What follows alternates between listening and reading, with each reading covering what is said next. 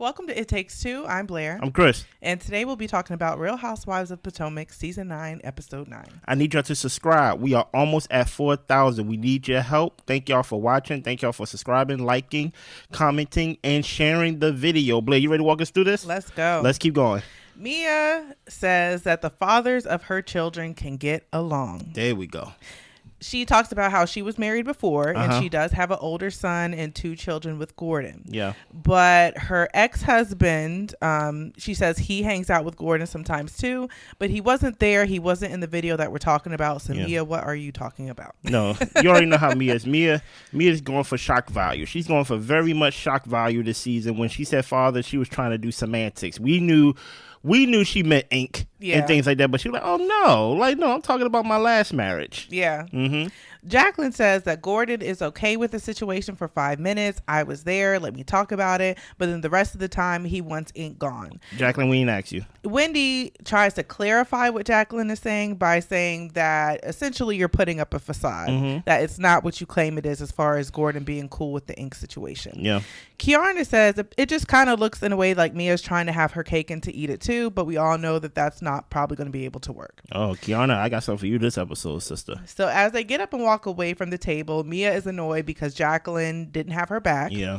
The governor of Maryland, Wes Moore, gave Wendy a governor citation recognizing her for the work that she's done. Stacey and Ashley both have mediation coming up. Yeah. The ladies, Karen, Gizelle, and Ashley pull Stacey to have a quick conversation. Stacey is choosing to be optimistic. She and her husband said that they wouldn't fight over money when they first got together if they were to go down the road of getting a divorce. Okay. And Gizelle lays it out to her. Look, girl, everybody says that in the beginning. Stacey says she knows who she's married to, and Karen says, well, y'all grew apart, so apparently you do not know this person. Exactly. Gizelle says, and you do not know him in this particular type of situation. Exactly. Gizelle recommends that she write down everything that she wants for herself and her child and have that ready to go for mediation. Stacey is amicably divorcing her husband, so she's hearing what they're saying, kind of taking it with a grain of salt because they don't know her situation. Why don't y'all just stay together then, since it's all peaceful and everything and things of that nature? Right. Here's the thing. First of all, when it comes to Jacqueline, no one on the show respects you, not even the friend, not even Mia, right? Number 2, this whole citation and proclamation thing, listen, it's Wendy Award. Let her call it whatever it is. Even the person who was presenting it said citation. Leave it alone. I don't know why Stacey over here talking about how does she have all these degrees and don't know what it is. Well, we learned this episode that you don't even know when your bill is due. You don't pay a bill. You don't know where the money is. You don't know anything as far as I know. And that is inexcusable in my opinion. You get what I'm saying? When it comes to the divorce, you going in like a fool. You going in real ignorant. You thinking that your marriage and your divorce is so special and so unique that you're not going to go through what everybody go through when it goes to divorce, where it gets messy, to where you find out some things that you didn't know, and you just think, hey, we are having such a good time being separated to the point where when I want to get away, I have my own apartment. That's how good it is, right? Yeah. It's so good that my daughter don't even know that she black, right? It's like, that's why I said, Stacey, what are you talking about? And truth be told, I don't have no problem with Stacey on the show, but in this scene, I'm like, Stacey, you play the background role better. I feel like she had too many lines this episode. For me, that is. What is your thoughts? Yeah, my thoughts. Mia is just a mockery. Oh yeah, she is. She's just a mockery. I think that she wanted to have a sound bite, so that's why she said the husband. What she said, the fathers of my children get along. Fathers. We are not talking about the oldest child. No, we're not. Like what? Ma'am. We don't even see him. Like, that's not what we're talking about. No. Then when it comes to them pulling Stacey to the side, I'm glad that they did it. Yeah. And I think they gave her some much needed advice because it really looked like she was about to walk in there like a deer caught in headlights. And guess what? She probably still did. Yeah, she probably still did, but at least she had something prepared for when she went in. Yeah. Because the way she was talking, it sounded like she wasn't even going to do that much. Yeah. So, yeah. Moving on, Wendy thanks Eddie's siblings for coming. She wants the kids to know who their aunties and uncles are, so she introduces the kids to Eddie's siblings. Yeah. One of Eddie's sisters hugs Wendy and starts crying, and Wendy tells her that this is just the beginning. We want to make sure to get the parents together, and we really do want to come together as a family unit, and it is a shame that it's taken this long. Listen, it is a shame it took this long, but hey, we are still alive. That's a blessing. Let's just start over, clean slate. You get what I'm saying? This is the beginning. I like it. I do too. Gizelle and Grace, her oldest daughter, get ice cream. Shout out to Grace. Grace finished her first year at FAMU. She talks about how she had her ups and her downs, but overall it was good, and she shocked herself in a lot of ways. Nice. Giselle feels that they've gotten closer since she left, and Grace has started calling her mom every morning, and that is part of her morning routine. Nice. They ask, Giselle asks Grace, how do you think the twins are going to do? Grace thinks that Adore might have a breakdown like her first couple of weeks because she relies so much on her twin Angel. Well, thank you, sis. Giselle's father passed away a year ago. That has been a big blow to the entire family. Yeah. Gizelle was going to go ahead and book a flight like as soon as her dad stopped picking up the phone. But in that moment, she couldn't even type. She was just so shocked and overwhelmed. Yeah. So her daughters really just kind of took over. They called their dad, and Jamal, he booked a flight for her and told her, just go to the airport. All you need to worry about is getting on the flight and getting to your dad. Yeah. So I was really happy to hear how they all really rallied around her to make sure that she could, get to her dad when she was just overwhelmed in that moment. So since season 1, there's 2 things that's been consistent with Gizelle, and that is she knows how to bake, and she gonna make her story about her daughters. Are you over it at this point of the show when it comes to Gizelle? How do I say it? Be nice. Okay. Overall, yes. Okay. But I think that Gizelle is a little bit more palatable this season. The past few seasons, she was too icy, and you can't be icy and have no storyline. Okay.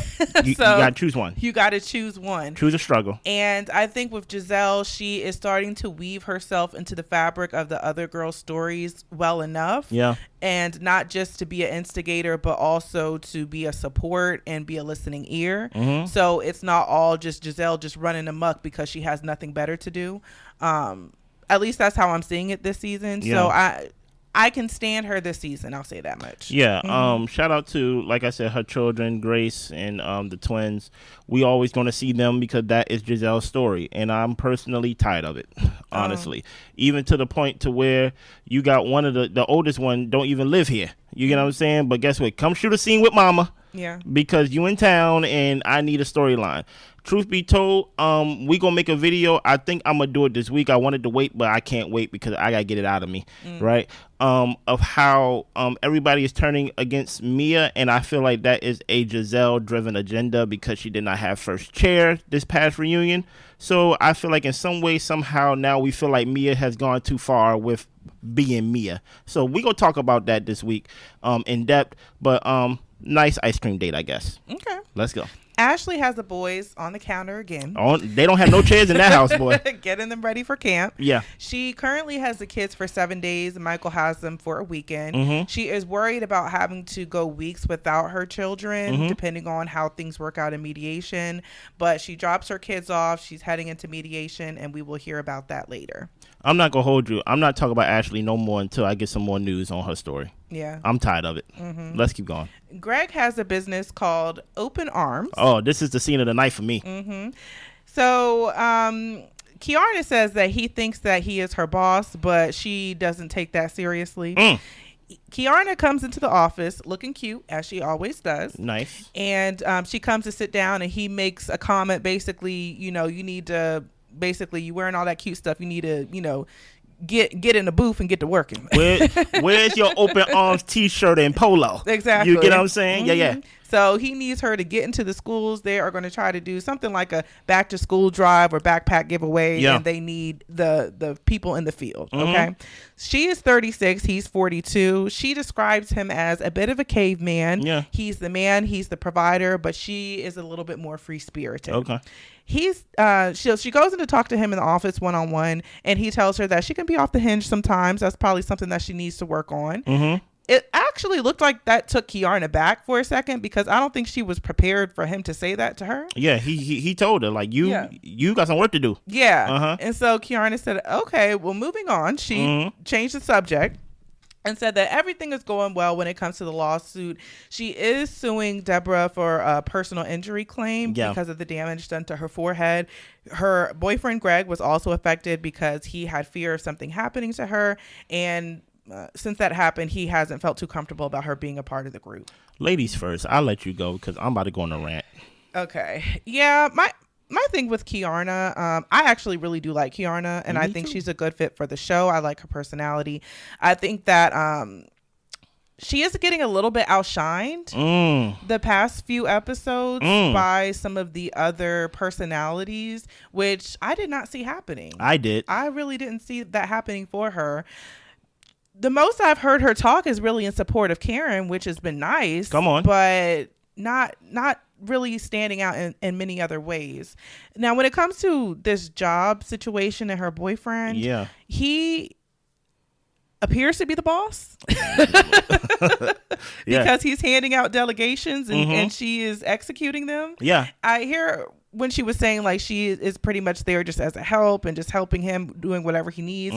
So if you're coming to help, do you need to be in the office? Do you have to be dressed in that work attire? Are those comments that gets made to somebody who's an equal partner or to somebody who's an employee? So it sounds like Keiarna has a different understanding of her role than what her boyfriend thinks her role is all I'm saying. And yeah, I just found that to be odd. I don't really have any like judgments or commentary on that, but I'm just like, they're not on the same page. It appears. Well, baby, that's why it takes two. If you ain't got no commentary. Well, hold on now. Oh, okay, I'm about to say, sit back. I'm ready to jump on this girl. Come on, let's go. And when it comes to the lawsuit, I hope Keiarna gets everything that she can get, because that lady cut her in her face and she's got a scar on her forehead for the rest of her days. So get your money. Okay. That is all. Go ahead. Okay. Keiarna, first of all, let me do the lawsuit first, because that's the least thing I got to say. Okay. Let other people fight their battles. You had no business being in that fight in the first place. Right? Let's go with that. Number 2, and my rant. Blair said she has no commentary on it, really. So let me pick up where she left off. So far, when Greg came out, his name is Greg, right? When Greg came out that office, he talked about her attire. Yes. Her work or lack of, right? And basically her attitude. That sounds like a boss to me. Yeah. That sounds like someone who is superior to me.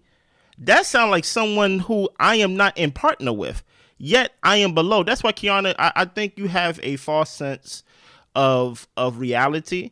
And I think your mama told on you, because when y'all was in that kitchen, she basically was like, oh, y'all talk about building, not buying, building a house, right? And she was like, what is this like ring thing that like's going on? And I heard Kiana says something in the confessional in this episode talking about, the way Greg is, it's like 1960. We're not in 1960, we ain't got to do that.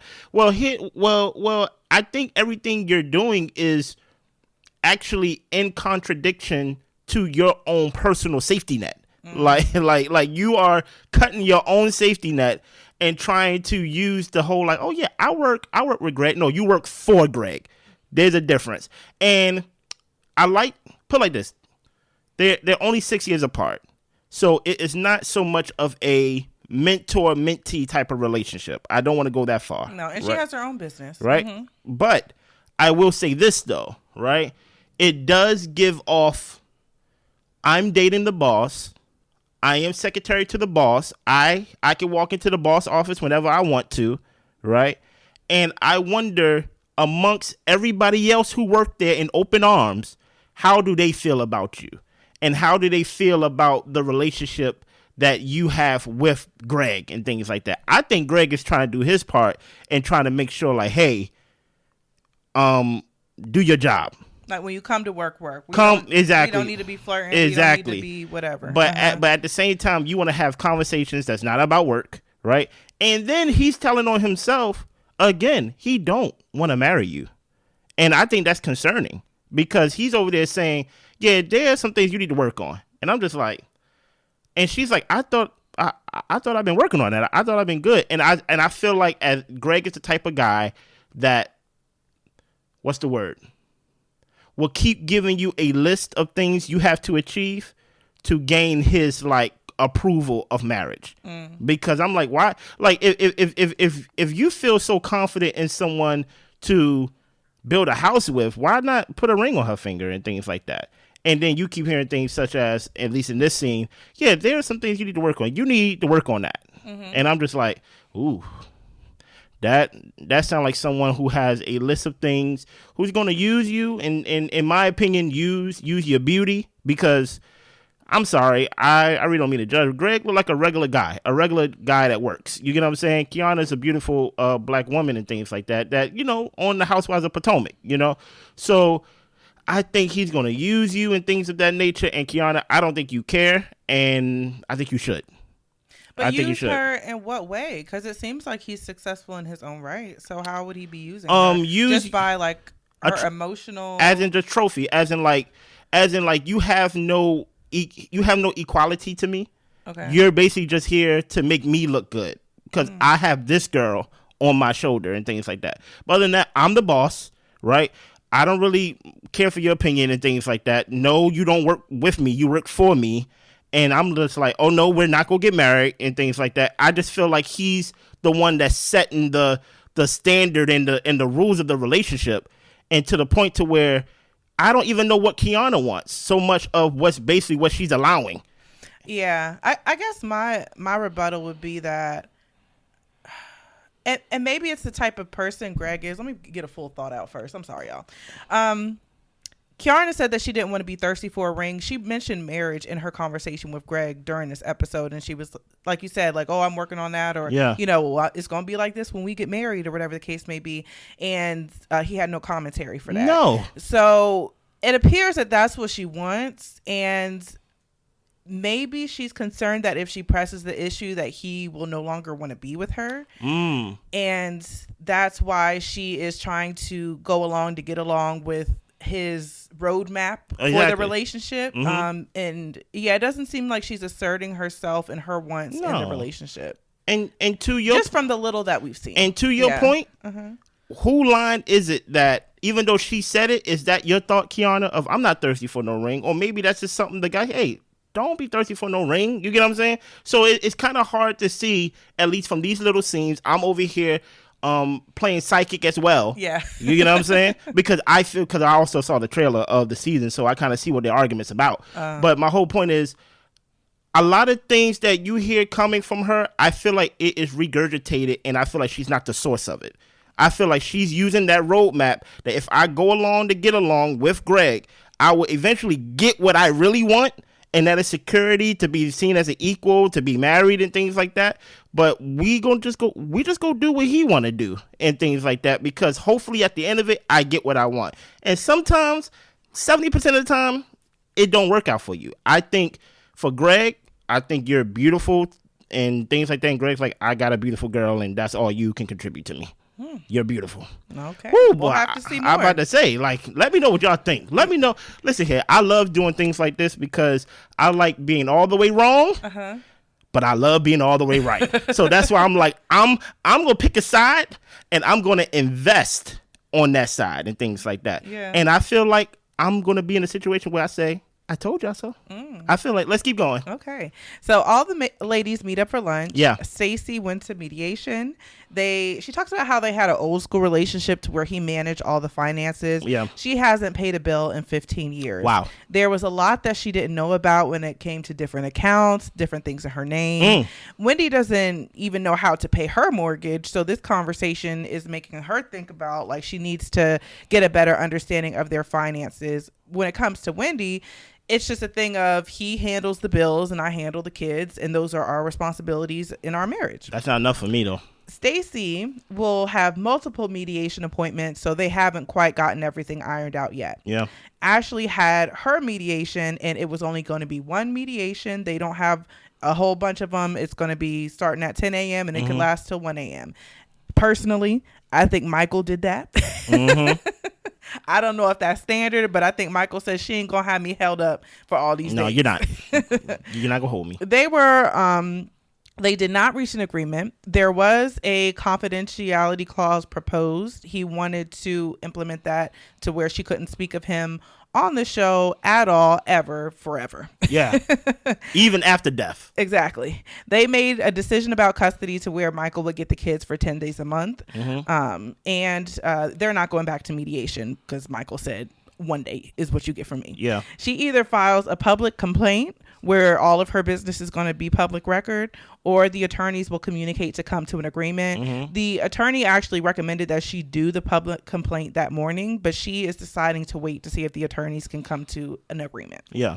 Karen says that, look, Ashley's got the power right now. He wants something from her. You know what he needs to do for that? Pay her some alimony. Get you some money, Ashley. Yeah. To talk about Stacey, like I said, I'm not talking about Ashley. I'm tired of talking about Ashley non-divorce thing. Yeah. Stacey, that sound like that man got a secret family. And like I said, maybe it's beyond me. Maybe it's beyond my tax bracket. But like, you haven't paid a bill in 15 years? Like, I know that may sound good in reality, in the sense of like, yeah, my man or like my woman handle all the bills and things like that. But I've seen in real life of like the husband dies, and there was this woman that I know, she did not even know how to pump gas. Because he did everything. And I'm not a believer of having someone do everything. I think there is certain functionalities that that you should know how to do as an adult. Forget gender out of this. Just like, you should know how to pay a bill. You should know where the money going. You find out there's things that have your name on it that you didn't even know. And that's your money. That's your credit. That's your likeness. So it's like, I think all I heard was not someone taking care of you financially. I just heard of you not being responsible. And Wendy, you need to know what is your light bill and mortgage. At least know when it's due. Yeah. You get what I'm saying? If Eddie's paying it or if another man's paying it, that's one thing. But or like if you have a joint account and he's the one who just clicks send or whatever. Like my thing is, there's too many times, especially in marriages, it has been proven that men die before the wife. You get what I'm saying? So you want to make sure that you know how to function as an adult when or if the husband was to leave. That's divorce, or just if something was to happen, God forbid. Yeah. You get what I'm saying? Yeah. And yeah, I think that's important. I think that as like a couple in a relationship, people should sit down, go through their finances together, make sure that they know about, how to handle business if anything happened to any other person. But I also think that it's very easy to get into a groove of this is this person's responsibilities and these are my responsibilities. Facts. And I really don't think about it because we still got live where we live. We still got the lights on. So everything's running smoothly. Everything must be good. Exactly. Until you realize I messed your credit up real bad. You know? But I think the major thing that concerns me is that there were certain things in her name, and that makes me wonder, did you sign things without reading them? Yes, she did. Or did he forge your signature in some cases? So that, to me, that was the biggest concern. Because where Wendy's coming from, there's a lot of women that just allow their husband to handle that portion, and they just operate in tandem like that. Yeah. Which people should do better. Like Wendy said, this is making me realize I need to be a little bit more 100% educated on this stuff. But I'm more concerned, like I said, with the fact that she has her name in things and she's being held responsible for things that she doesn't know about. Yeah. So. And here's the thing, too, like your point, I have no problem with a woman not seeing a bill or a man not seeing the bill, whoever is the financial breadwinner and things like that. But I do believe, like, we got to have meetings, though. Like as in, like, every quarter or every month, I need to break down to you where the money's going, or you need to break down to me where the money's going. So even if I don't know who is our mortgage company and things like that, I need at least okay, this is what happened this month with money. Okay. You get what I'm saying? This is what happened this quarter with money. Okay, cool. Do I have access to it? Yeah. Okay, cool. All right, bet. So Karen has lunch with her daughter, Raven. Yeah. Raven has a huge deal with Amazon. She is thriving in her marketing career. Congrats. Raven is dating, but she tells her mom, if it's somebody serious, you'll know. Uh-oh. Karen says that she's happy that Raven takes care of herself, and after the accident, she realized that she wasn't taking care of herself. Raven says that her mom does carry the weight of the world on her shoulders, and she just kind of soldiers through life. Okay. Karen says that some of the girls have been messy and judgmental, and Raven tells her that anyone who isn't first concerned about your well-being is not your friend. I only got one line for you, Raven. Congrats on your career and things like that as a young lady. But there's a lot of soldiers in this world that's carrying life on their shoulders and things of that nature who do not get DUIs. You get what I'm saying? Your mama is not a special soldier. You get what I'm saying? Like, we all soldiers in our own right. We all carrying something and burdening something that is hard for us. That don't mean I'm over here smoking crack. Okay. That don't mean I'm out here getting DUIs, multiple, right? It just means that I'm a soldier. Yeah. That's all. That's all I gotta say. Yeah, I don't have any comment. Yeah, let's go. Mia meets up with Jacqueline. She wanted to treat Jacqueline to something nice. After she done yelled at her for no reason. No, it's an abusive relationship. It is. I hope y'all realize this is DV right here. We're watching some type of abusive relationship play out in front of us between two women. And also, I want to say, at the end of the scene, we didn't see Mia buy Jacqueline anything. No. It's very possible maybe she did. Maybe it was cut on editing floor. But the way Housewives used to be, we used to get to go to the cash register with the ladies and see how much they were spending. She probably got none. Well, Mia says that Jackie is a country girl. She's not a fashionista. It doesn't come natural to her. She and Gizelle really should be close. Wow. Jacqueline models a few different outfits. I'm not a fashionista, but I definitely thought that they were all bad. They sit to chat. Jackie and her child's father are good, but they are working on their friendship. Mia says, well, girl, you've given him about 13 years. And Jackie says, well, Ink's been around a long time as well. Uh-oh. Mia does clarify that she and Ink haven't agreed to be in a relationship until recently. Yep. But dealing with Gordon is tough because it's different dealing with him every day with his mental health issues. Oh, but she gonna mention that mental health, boy. Mia doesn't get why Gizelle is concerned about her social media. It wasn't appropriate for her to bring it up in that setting and questioning her. So she plans to confront Gizelle about it. Jackie says Giselle's mad because she has no men and you have about 3 foe. Sure. Like, I don't even know what to say to that. To Blair's point, she did not get anything. You just go try it on and then we go leave. And you gonna sit down and drink the champagne in it? I was like, if I was the lady, I'd be like, you want to change first? So it's like, look, Jacqueline, this is her job to be on the show, to be everybody's punching bag, basically. I have nothing else to add. Yeah. Mia is creating a fake fight with Gizelle. You're mad because she called you out because your story is unraveling before our very eyes. Is it? I believe so. What you're saying isn't making sense. You're saying that Gordon is all over the place. So it is this way, it's this way another day. Yeah. And then you're saying that Ink wanted to step back so that way Gordon wouldn't be getting, triggered. Yet you bring him to our event the next day. So Mia, like, you're coming across as very just... We don't know if you're lying or if your life is really this chaotic. It's very confusing to watch. But does it matter? Listen here. Last season, I heard y'all say verbatim. I think I heard you say it too, Blair. That Mia saved last season. She was the savior of last season with what happened in that kitchen with Gordon and things of that nature. And Gizelle was the big bad wolf of Potomac. And now we got people over here in on social media defending Gizelle against Mia.